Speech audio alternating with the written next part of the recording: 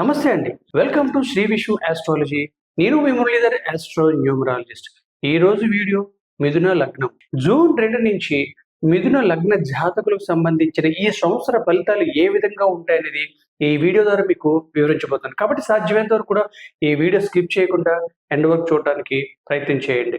అలాగే మీలో ఎవరికైనా సరే ఈ జాతక వివరాలు తెలుసుకోవాలనుకున్నా, లేదా జాతక పరంగా ఏదైనా గ్రహ దోషాలు ఏమైనా ఉన్నట్లయితే వాటికి సంబంధించిన పరిహారాలు తెలుసుకోవాలనుకున్నా, పుట్టిన పిల్లలకు మంచిగా పేరు కావాలనుకున్నా, లేదా నామకరణం చేయించుకోవాలనుకున్నా, ఈ స్క్రీన్ పై కనిపిస్తున్న నెంబర్ మీరు కాంటాక్ట్ చేయండి. మీకు సంబంధించిన జాతక వివరాలు అవి తెలుసుకోండి. అలాగే జనరల్గా ఒక జాతక విశ్లేషణ చేసేటప్పుడు ముందుగా ఆ లగ్నానికి సంబంధించిన శుభగ్రహాలు ఏంటి, పాపగ్రహాలు ఏంటి, అలాగే విశ్లేషణ చేసి జాతక విశ్లేషణ చేసినప్పుడు ఖచ్చితమైన ఫలితాలు రావడం అనేది జరుగుతుంది. అలానే ముందుగా మనం ఈ జాతక విశ్లేషణ చేసేటప్పుడు వీటికి సంబంధించిన లగ్నం మిథున లగ్నం. అయితే ఆ లగ్నం గురుపాలిత లగ్నమా లేదా శనిపాలిత లగ్నం అని మనం డిసైడ్ చేసి వాటికి సంబంధించిన శుభగ్రహాలు ఏంటి, అశుభ గ్రహాలు ఏంటని డిసైడ్ చేసి జాతక విశ్లేషణ చేసేటప్పుడు మనకి ఖచ్చితమైన ఫలితాలు రావడం అనేది జరుగుతుంది. అలానే జనరల్గా ఈ సంవత్సర ఫలితాలు మనం చెప్పేటప్పుడు రాశి చక్రంలో ఈ గ్రహాలు సంచరించేవి అంటే ఎక్కువ కాలం సంచరించే గ్రహాల ఆధారంగా ఈ జాతక విశ్లేషణ చేయడం అనేది జరుగుతుంది. ఈ విధంగా చూసుకున్నట్లయితే రాశి చక్రంలో ఎక్కువ కాలం సంచరించే గ్రహాలు చూసుకున్నట్లయితే శని 2.5 సంవత్సరాలు ఒక్కొక్క రాశిలో ప్రయాణం చేయడం అనేది జరుగుతుంది. అలాగే గురుడు సంవత్సర కాలం ప్రయాణం చేయడం అనేది జరుగుతుంది. అలాగే రాహు కేతులు 18 నెలలు అంటే సుమారుగా సంవత్సర నెలల పాటు ప్రయాణం చేయడం జరుగుతుంది. అలాగే కుజుడు చూసుకున్నట్లయితే 45 రోజులు. అలాగే వీటి ఆధారంగా ఈ సంవత్సర ఫలితాలు అనేది చెప్పడం అనేది జరుగుతుంది. ఇప్పుడు మిథున లగ్నం సంబంధించి జూన్ 2 నుంచి వీళ్ళకి సంవత్సరం ఫలితాలు ఏ విధంగా అనేది చూసుకుందాం. జనరల్గా ఒక జాతక విశ్లేషణ చేసేటప్పుడు వాటికి సంబంధించిన శుభగ్రహాలు ఏ విధంగా తీసుకుంటామంటే సర్వే త్రికోణ నాతారో శుభ ఫలప్రద అన్నారు. అంటే ఎల్లప్పుడూ కూడా త్రికోణాలు ఎప్పుడు కూడా శుభగ్రహాలుగా మనం చెప్పుకోవచ్చు. అలాగే వాటికి సంబంధించిన అంటే 7వ స్థానంలో ఉన్న గ్రహాలు వాటికి ఆపోజిట్ గ్రహము అది ఉన్నది పాపగ్రహాలుగా మనం నిర్ధారణ చేసి వీటి యొక్క ఫలితాలు చెప్పడం అనేది జరుగుతుంది. ఈ విధంగా చూసుకున్నట్లయితే మిథున లగ్న జాతకం సంబంధించిన లగ్నాధిపతి అయినటువంటి బుధుడు, అలాగే పంచమాధిపతి అయినటువంటి శుక్రుడు, నవమాధిపతి అయినటువంటి శని వీటి శుభగ్రహాలుగా చెప్పొచ్చు. అలానే జనరల్గా అంటే శని పాలిత లగ్నం అని దీన్ని డిసైడ్ చేసి శని పాలిత లగ్నాలకు సంబంధించిన రాహు కూడా వీటికి సంబంధించిన శుభగ్రహంగా చెప్పొచ్చు. అలాగే వీటికి ఆపోజిట్ గ్రహాలు ఏం చూసుకుంటే లగ్నానికి ఆపోజిట్ లో ఉన్న 7వ స్థానంలో ఉన్న గురుడు, అలాగే పంచమానికి ఆపోజిట్ ఉన్నది కుజుడు, అలాగే శనికి ఆపోజిట్ అంటే 3వ స్థానంలో ఉన్నటువంటి రవి ఇవి పాపగ్రహాలుగా మనం చెప్పొచ్చు. అలాగే ఇప్పుడు ద్వితీయాధిపతి అంటే ఎప్పుడు అంటే 2వ గ్రహం ఎప్పుడు కూడా అది పాపగ్రహంగా మనం డిసైడ్ చేసి చెప్పడం అనేది జరుగుతుంది. ఈ విధంగా చూసుకున్నట్లయితే పాపగ్రహాల సంగతి చూసుకున్నట్లయితే గురుడు, కుజుడు, రవి, చంద్ర, కేతులు గురుపాలిత లగ్నమైనటువంటి ఈ మిథున లగ్న జాతకానికి పాపగ్రహాలుగా చెప్పొచ్చు. అలాగే శని పాలిత లగ్నానికి సంబంధించిన శుభగ్రహాలు చూసుకున్నట్లయితే బుధుడు, శుక్రుడు, శని, రాహు ఈ విధంగా వాటికి సంబంధించిన శుభగ్రహాలు అది మనం చెప్పొచ్చు. ఓకేనండి. ఇప్పుడు గోచార రీత్యా ఈ శుభగ్రహాలు పాపగ్రహాలు ఏ స్థానాల్లో ఉన్నాయి చూసుకున్నట్లయితే మిథున లగ్నానికి సంబంధించిన ఈ శుభగ్రహాలు చూసుకున్నట్లయితే శని దశములో ఉండడం జరిగింది. ఈ దశములో ఉండి శనికున్న ఆ పక్క చూపులతో అంటే 12వ స్థానాన్ని అలాగే చతుర్థ 4వ స్థానాన్ని సప్తమాన్ని చూసి తన యొక్క శుభ ఫలితాలు ఇవ్వడం అనేది జరిగింది.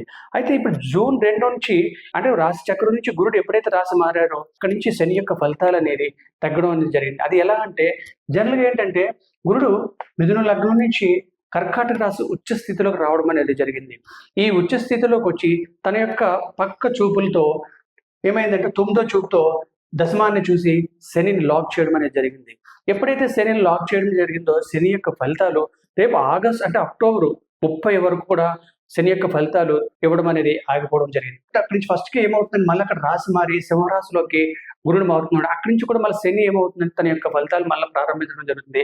అక్కడి నుంచి వీళ్ళకి మిశ్రమ ఫలితాలు రావడం అనేది జరుగుతుంది. ఓకేనండి. ఇప్పుడు గురుడు కర్కాటక రాశిలోకి రావడం వల్ల మిథున లగ్న జాతకులకు వాళ్ళ యొక్క ఈ సంవత్సర ఫలితాలు ఎలాగనేది చూద్దాం. ఈ కర్కాటక రాశిలోకి ఎప్పుడైతే గురుడు వచ్చున్నారో అది స్వక్షేత్రం గురునికి 0 డిగ్రీస్ నుంచి 0 డిగ్రీలో అతి బలంగా ఉండడం ఉంది. జనరల్గా ఈ 2 అనేది ఏమవుతుందంటే వాక్ స్థానము అలాగే కుటుంబ సఖ్యత స్థానము. ఈ కుటుంబ సఖ్య స్థానం అలాగే ధనస్థానం కూడా ఎప్పుడైతే వీడు గురుడు కర్కాటక రాశిలో వచ్చాడో వాటికి సంబంధించిన ధనం అనేది ఎక్కువ అధికంగా ఖర్చు అవడం అనేది జరుగుతుంది. అలాగే కుటుంబంలో కూడా కొంచెం గొడవలు రావడం అనేది జరుగుతుంది. అలాగే వాళ్ళు మాట్లాడే మాట తీరు కూడా కొంచెం ఎదుటి వ్యక్తికి మీరు చెప్పింది ఒకటైతే వాళ్ళు అర్థం చేసుకొని వేరేలాగా వాళ్ళకి వెళ్ళి కొన్ని గొడవలు రావడానికి ఛాన్సెస్ ఎక్కువగా ఉండడం అనేది జరిగింది. అలానే అక్కడి నుంచి తను 5 చూపుతో అంటే 6 భావాన్ని గురుడు అక్కడి నుంచి 6 స్థానాన్ని చూస్తున్నారు. 6 అనేది కుజుడికి సంబంధించి, అలాగే షష్టమ భావం. అదైతే శత్రు రుణ రోగ బాధలకు సంబంధించింది. అంటే తను చేసిన ప్రతి దాంట్లో కూడా వాళ్ళకి వ్యతిరేక ఫలితాలు రావడం అనేది జరుగుతుంది. అలాగే ఎక్కువ శత్రువులుగా తయారవడం జరుగుతుంది. అలాగే హెల్త్ ప్రాబ్లమ్స్ అనేది కూడా అవుతుంది. అలాగే కొంచెం ఫైనాన్షియల్‌గా ఇష్యూస్ రావడం అనేది జరుగుతుంది. తర్వాత ఏమైందంటే తన 7వ చూత షష్టమ అంటే 8దో స్థానం చూడడం అనేది జరుగుతుంది. 8 అనేది ఏంటంటే అది ఆయుష్ స్థానం, అలాగే కీర్తి ప్రతిష్టలకు సంబంధించింది కూడా. అక్కడ కూడా కొంచెం ప్రాబ్లమ్స్ రావడం అనేది జరుగుతుంది. అలాగే 9దో స్థానం దశమం. దశం అనేది ఏంటంటే స్వయార్జితము. అంటే ఎవరైతే వృత్తి, ఉద్యోగ, వ్యాపారాల్లో ఇండివిడ్యువల్‌గా ఎవరైతే ఉంటున్నారో వాళ్ళకి సమస్యలనేవి రావడానికి రేపు అక్టోబర్ 30 వరకు రావడం అనేది జరుగుతుంది. ఆ తర్వాత గురుడు ఎప్పుడైతే సింహరాశిలోకి మారున్నాడో అప్పుడు శని యొక్క ఫలితాలు కూడా ఇవ్వడం జరుగుతుంది. అక్కడ ఏమవుతుందంటే మిశ్రమ ఫలితాలు రావడం అనేది జరుగుతుంది. అంటే శని తన శుభ ఫలితాలని ఇస్తూనే ఉంటాడు. గురుడు కూడా తన యొక్క శుభ ఫలితాలు కూడా ఇవ్వడం అనేది జరుగుతుంది. ఎప్పుడైతే తృతీయంలోకి రావాలి అంటే కనిష్ట సోదరులకు సంబంధించింది అక్కడ ఏంటంటే గురుడు, కేతువు కూడా 2 పాపగ్రహాలు ఎప్పుడైతే కలిసాయో వాళ్ళకి కొంచెం ఎక్కువగా వాళ్ళకన్నా చిన్నవాళ్ళు ఎవరైతే కుటుంబంలో ఉన్నారో వాళ్ళ మధ్య తగాదాలు రావడం అనేది జరుగుతుంది. అలాగే ధైర్య ఉత్సాహాలు కూడా కోల్పోవడం అనేది జరుగుతుంది. అంటే ఏ పని చేద్దామన్నా సరే వాళ్ళకి ముందుకు వెళ్ళలేకపోవడం అనేది జరుగుతుంది. అక్కడి నుంచి గురుడు తన 5వ చూపుతో ఏమవుతుంది ఇక్కడ 9 నవమాన్ని చూడడం అనేది జరుగుతుంది. అలాగే నవమ తర్వాత ఏమో 11th హౌస్ అంటే లాభస్థానం కూడా చూడడం అనేది జరుగుతుంది. ఈ విధంగా తను చూసి ఏమవుతుందంటే అక్కడ స్వయార్జితము 9. ఈ స్వయార్జితది నిల్వ ధనస్థానం అంటే మన దగ్గర ఉన్న ధనం అనేది అధికంగా ఖర్చు అవ్వడం జరుగుతుంది. అలాగని 11 లాభస్థానం వాళ్ళ వ్యాపార రీత్యా చేస్తున్న వ్యాపారంలో ఎక్కువగా నష్టాలు జరగడానికి అధికంగా అవకాశాలు ఎక్కువగా కనిపిస్తున్నాయి. కాబట్టి సాధ్యమైనంత వరకు కూడా వీరు ఈ సంవత్సరం గురునికి సంబంధించిన పరిహారాలు, అలానే కుజుడికి సంబంధించిన పరిహారాలు, అలాగే రవికి సంబంధించిన పరిహారాలు చేసుకున్నట్లయితే వీళ్ళకి సంబంధించి కొంతవరకైనా సరే ఉపశమనం అనేది జరుగుతుంది. అలాగే వీళ్ళకి సంబంధించిన అదృష్ట రత్నం కూడా ధరించినట్లయితే వాటికి సంబంధించిన ఫలితాలు కూడా మీకు అంటే ఏవైతే దుష్ఫలితాలు ఏవైతే వస్తున్నాయో అవి కూడా తగ్గుముఖ పట్టడానికి అవుతుంది. ఈ విధంగా చూసుకున్నట్లయితే జనరల్‌గా ఏంటంటే లగ్నానికి సంబంధించిన లగ్నాధిపతి బుధుడు. ఈ బుధుడు ఏంటంటే మన ఆరోగ్యపరంగా మనం బాగుండాలి కాబట్టి, మన దేహానికి సంబంధించింది కాబట్టి లగ్నం మనకి పచ్చ అనేది ధరించినట్లయితే కొంతవరకు ఆరోగ్య సమస్యలు అవి తగ్గుముఖం పడుతుంది. అలాగే పంచమాధిపతి అయినటువంటి శుక్రుడు, ఈ శుక్రుడు కూడా ఏమంటే విద్యాస్థానానికి సంబంధించినది కాబట్టి వాళ్ళకి విద్యార్థులు ఎవరైతే ఉన్నారో వాళ్ళకి విద్యలో ఆటంకాలు జరగకుండా ఉండాలంటే వాళ్ళకి సంబంధించింది వజ్రం పెట్టుకుంటే మంచిది. అలాగే శని చూసుకున్న నవమాధిపతి శని అంటే పిత్రార్జితకు సంబంధించింది. అంటే మన దాని తాలూకా ఫలితాలు బాగా ఉండాలనుకుంటే నీలం అనేది ధరిస్తే వాళ్ళకి సంబంధించిన ఉపశమనం అనేది బాగుంటుందని చెప్పొచ్చు. అది ఏది ఏమైనా సరే వీళ్ళకి రేపు జూన్ 2 నుంచి కూడా ఈ సంవత్సరం అంతా కూడా చాలా చాలా జాగ్రత్తగా ఉండడం అనేది చాలా ముఖ్యమైనది.